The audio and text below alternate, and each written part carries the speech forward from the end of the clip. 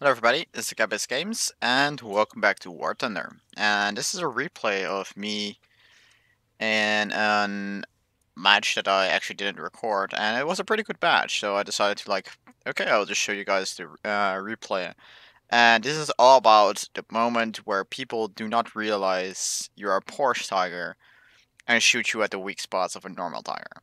Because there's like a little explanation. The Porsche Tiger has, in the front right here, has two 102 millimeter plates, so a total of 204 millimeters of armor. But it has these two diagonal sections which are way weaker. They're only like 80 millimeters thick. And okay, at angle it gets to around 130, but there's still weak spots, especially at angles. But the weak spot of a Tiger is hitting it right through the middle, because then you're gonna explode and get the entire crew. But at Borscht Tiger, you want to get those edges and try to hit the ammo that is right behind the weak spots. But this was a really cool matchup. I'll just fast forward a little bit because this was actually the least exciting part.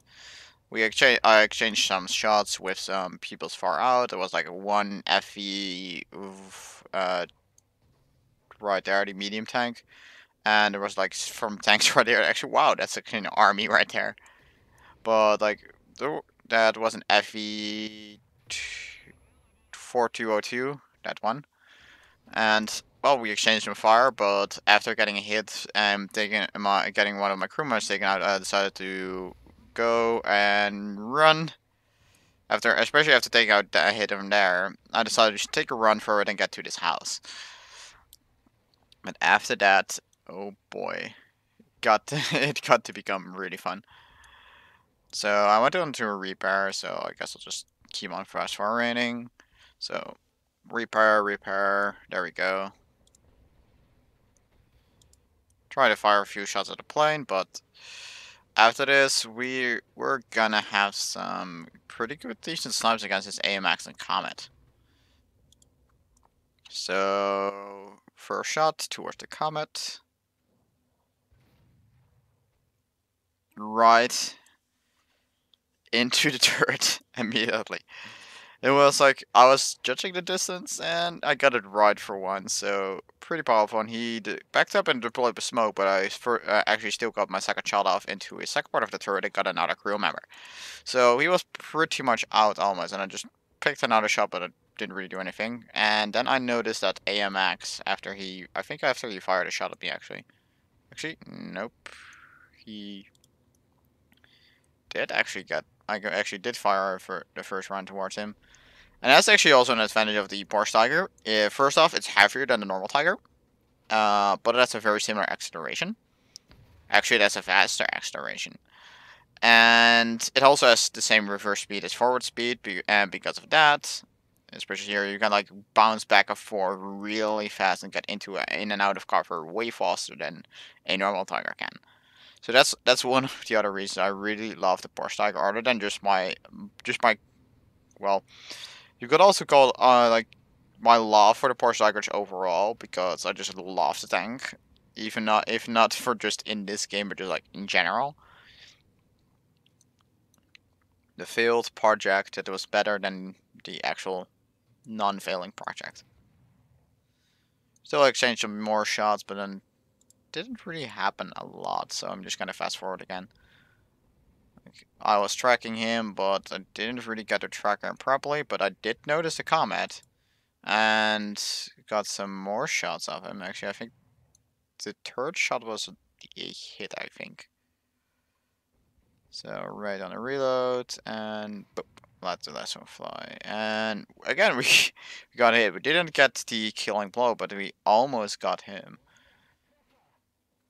But then I got hit from after that. I got hit from somewhere, and I didn't really know where. So I decided to retreat, and it should happen in a second now.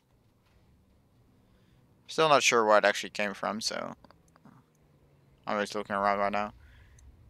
It was actually just a shot of the comet. Oh well. Anyway, I thought the damage marker came from behind me, and I wasn't sure, so I just immediately pulled back into cover from the front and went frantically looking behind me. What the hell was going on? And then I decided to go towards B. A little bit at least to actually get like an alternative angle because they were probably expecting me to the right here. Just to appear like 10 meters to the left often just already screws up a lot of people aim. However, I did not spot the comet anywhere there. And you can see that AMX M4 that was actually I did get a shot from the comet at the last point, but as you can see you saw the AMX M4 go to the left. And I didn't notice that, but you're gonna see I'm gonna meet him in a later stage. But he capped A and he just went on and started fighting with the guy to the left here, or ally. And not sure what that guy is, but like they were pretty frankly fighting and actually just died. But I decided to go towards the left. And here we had quite a funny situation. Because I didn't really see the AMX, but the AMX shot at somebody to the left of me, to that medium tank over there. And I saw him, and he's like, took out his turret, and he didn't really do anything, because probably his driver was down, and the second shot just finished him off.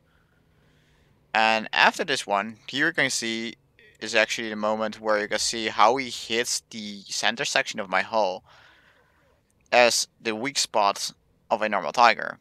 I just absorb the shot and return fire and kill him in one blow. The Panther, the meanwhile, takes out the FV that I exchanged shots with earlier, so things are looking pretty good. So I continue on towards B, as my plan had dictated. Well, Gus already saw that one guy to the south taking A, and I'm not sure why that guy died. But because FV probably got into fire or something. But oh well. With machine gun fire, I take out that SPA, and I continue my journey towards B.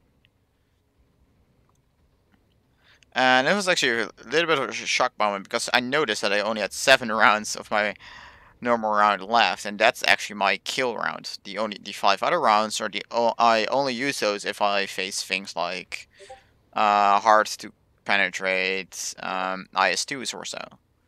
And then I loaded this little AA. And well, because of overmatching, my ammo didn't really explode on this thing. As you can see, it didn't actually explode. So I decided to shoot charge him to make sure he did not hit my weak spots, because I was kind of afraid that he might otherwise would have been able to hit my weak spots. So I just charged him, punched out his driver even more. I mean, to prevent him to get up even if he had a fast repair. And with the third shot, I took him out. Only having 4 rounds left on the main gun. Well, like, oop, that's not a good button. There we go. That made me kind of a risk to go towards B if there was anybody there. Only 4 rounds. I mean, the APCR, it's basically like a pinpoint laser at this tier. It goes through anything, but you have to pinpoint hit stuff in order to damage stuff. While the HE, it's like point and click, and most likely you will be able to kill the opponent unless it has a very thick armor. Well, there was an M4A1 over there, but we didn't really meet, so that's okay. I'll just go on and get towards B. Now we get pretty far here, and I was like hoping to get around, take this better around. So I'm just gonna fast forward again a little bit. So I just got here, got some plane fire. Ooh, that's inside a building. There we go. And this little Crusader AA spotted me. And, well, compare that to the that puny little 46mm penetrating 20mm autocannon doesn't really do a lot towards me. As you guys see, like, didn't really do anything. I decided to just turn my hull and, well, just get on repairs and get that little guy back, because I knew I would only have 3 crew and I want to get a 4th one. And I guess I'll be switching to the SPA, so he decides to flank around. I wasn't sure if he was going to flank around, so I did actually, like, go and push. And that caught me killed in a different way. So like here you guys can see I just push up and he wasn't. Meanwhile, he was already here. So we just missed. If I just waited, he would have been very dead. But I kind of exposed myself, and yeah. At F6, I think it was this one. Yeah, it was this one. This guy decided to drop a bomb on me. He did die himself shortly after, but with that, in combination with that Crusader A now taking point B, well, I mean, I did get into a Panther, and we probably would have been able to turn the games around with the amount of spawn points, especially that was my first death of the entire match. Taking that, and just like the match ended right here, well, I did okay, I guess. Like, sometimes there are fun moments that you just have to record. And it was just a really, really cool match. And if I take a look to my research, I think I got like 3,000 research into my Hatzer. Somewhere like that, and just that single match. And also like 5 to 10,000 Silver Lions. It's got a good rod, actually. I think you can see that in replay.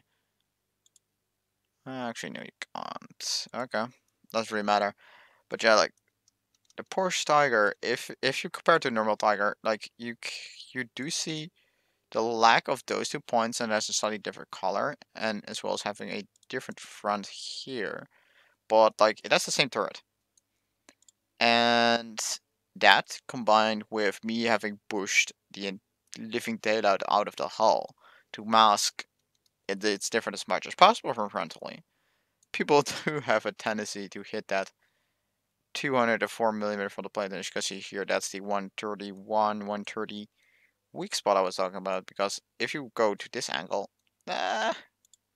especially if you go X-ray it, ammo, ammo, ammo, ammo, pretty much everything there's ammo. And that's just like the weak spot. Those are the weak spots of the Porsche Tiger, but still, even then, they're stronger than this 102mm plate of the normal Tiger. Only at 45-degree angles, like this will be better because this thing can actually like angle himself like this, and the Porsche Tiger cannot do that. But even then, the Tiger will only have like, let's see, a balance of around 130. 135, pretty much. That's his maximum armor. But it will be like to this angle, and then to the front, you get the 100 armor still. Well, this one just like, it has 200 at the front, and when it gets towards that side angle, it actually gets weaker and weaker instead of like getting normalized to its normal armor. So yeah, that, and compared to the turret rotation speed of the 5.5 and 8.7 degrees, like this thing rotates way faster in its turret.